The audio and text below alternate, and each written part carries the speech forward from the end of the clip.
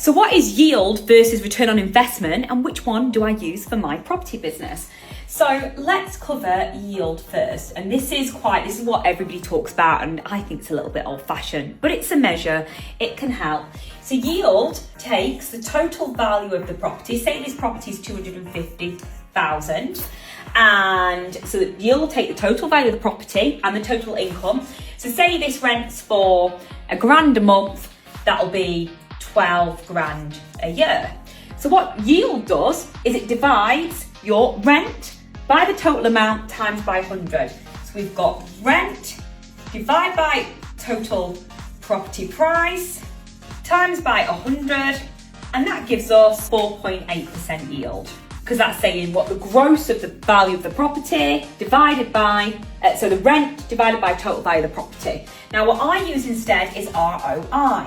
So return on investment, because I've not put all 250,000 into buying this property, I've just put the deposit. So in rough terms, ROI is more specific. So it looks at what money you've used and actually what profit you're gonna get. So say that I've put 50 grand into buying the property, and this property is renting, and after all my costs, I'm making 6 grand a year. So ROI says, well, you're making 6 grand a year. We divide the profit, divide it by the total cash invested. So this would be, I'm gonna make it simple, but this would be your deposit, legal costs and everything, times by 100. So that'd be 6K divided by 50K times by 100, 12%. Now, what's the best yield you can have?